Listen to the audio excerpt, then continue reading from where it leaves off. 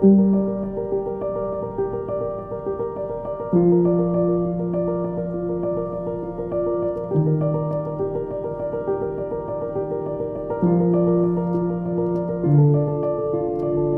new Ford Fiesta ST is Ford's most recent Super Mini. Now in its third generation, this new car is quite a gamble for Ford, because instead of playing it safe and just improving the old engine and adding a couple more horsepower, they decided to install a brand new power unit featuring one less cylinder than the old one, add some fuel saving technologies and make it just 0.2 seconds faster. Brave move, but unfortunately we've already seen Renault ruin its Super Mini while trying to reinvent it. So did Ford follow in their footsteps?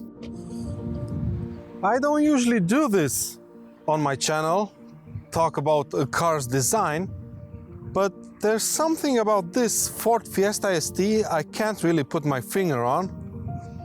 But every single design element on it seems to fit so well together, and it's such a beautiful car to look at.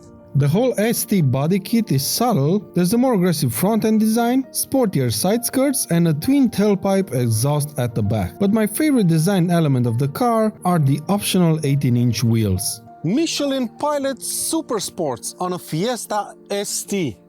And don't think that you're getting these tires only on the optional 18-inch wheels, because every single Fiesta ST comes equipped with these. The car is finished in a brand new color for the ST called Silver Fox, and that's kind of it for the exterior bits. On the inside, the sportier theme continues with its excellent Recaro seats, a flat bottom steering wheel, and just a better interior overall.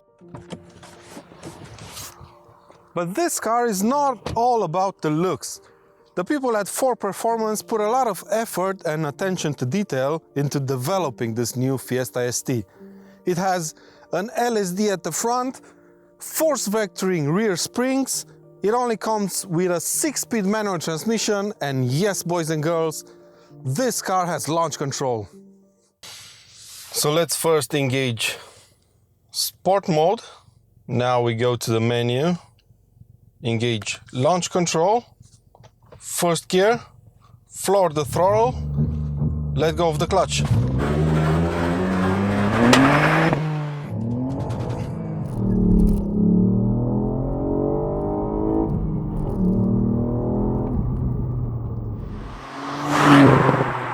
I'm not actually sure how effective this is, but I can tell you it's a lot of fun.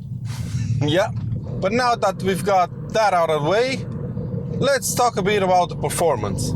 Up front, we have a 1.5 liter 3-cylinder engine capable of producing 200 horsepower and 290 newton meters of torque. Power goes to the front wheel via a manual 6-speed gearbox.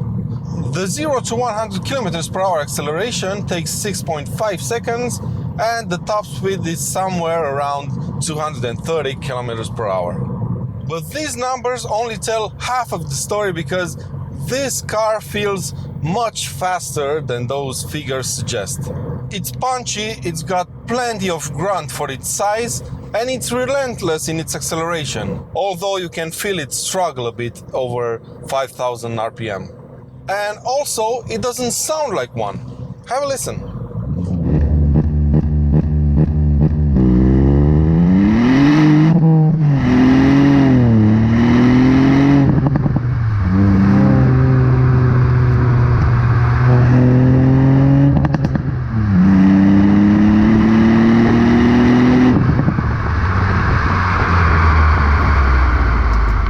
Sounds exactly the same on the inside. Unfortunately, that's due to the fact that the exhaust sound is pumped through the speakers of the car.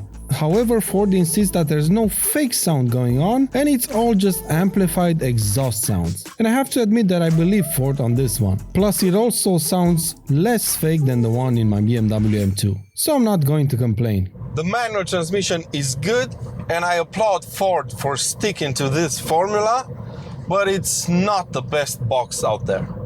The gear shifts are short, they feel good, it's not as notchy as I've heard other people report it is, but it's not precise enough.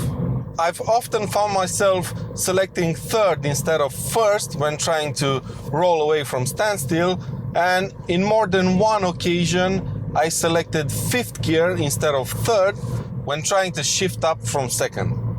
That being said, I'm glad Ford didn't follow Renault's footsteps by fitting a subpar automatic transmission. The manual is so much better, having to work a little to get it fixed. Love it. Handling is sublime, and before I go further, I have to tell you that this is the first ever Ford Fiesta ST I drive, so I won't be able to compare it with the old one. But from what I've read about the previous car, this one seems to be just as fun. The chassis is very playful, it's still prone to lift-off oversteer, the rear axle slips out of line just enough to minimize understeer, and if you fight a tight hairpin, you can get the back wheel of the car up in the air. The suspension is very well set up, it's not too firm, it's not too soft, it's just right. And I love the fact that it leans a bit in the corners, just like an old school hot hatch. The ST's new dampers are semi-adaptive, so to speak. When you're on a rough road and the wheels travel a short distance but at a high frequency, the dampers go to their softer setting. But at longer, low-frequency wheel movements, the dampers revert to their firmer setting. Clever stuff! That said, the car has tons of grip thanks to these Michelins that it's fitted with, and the front diff on this Fiesta ST really works wonders. No matter how much throttle you apply mid-corner, this car refuses to understeer. It's incredible, this thing. It's so satisfying to bury the throttle out of the corner and feel your line tighten rather than the car washing wide. This diff totally transforms the driving experience. This steering is a bit weird. It's probably the fastest rack I've ever tested on a car. It's lightning fast to respond to your inputs, it's very precise, but it's just too eager to center itself out when you soften the grip on the steering wheel. It feels like the steering wheel is spring-loaded, and as soon as you release it, it literally jumps in its initial position. It sometimes feels even more pronounced when you push the throttle and then let go of the wheel. And unfortunately, in my 7 days with the car, I can't really say I got used to it. So what's my conclusion regarding the Ford Fiesta ST? Well, I think it's great, I like it a lot, and it feels like a car that's been really well thought out. Probably predicting the backlash they would receive once they removed a cylinder from the old engine, Ford decided to improve every single aspect of this new Fiesta ST. And I think they achieved that. It drives really well, it's fast, it's practical, and it's very well priced, if you ask me. This car's base price is a smidge under 20,000 euros, and the one I'm driving right now costs about 25,500 euros, which is not bad considering the amount of equipment added to this car. Still, if you're planning on buying one of these, I recommend you stick to adding the Plus Pack and the Performance Pack, which get you these seats, the 18-inch wheels, and the front diff, among others, and you have a very well spec'd out car for a quite decent price. So that's it for today's video, my friends. I really hope you've enjoyed it. If you did, please give it a thumbs up and subscribe to Cartoon for lots more videos to come. And until next time, take good care of yourselves, and I'll see you around.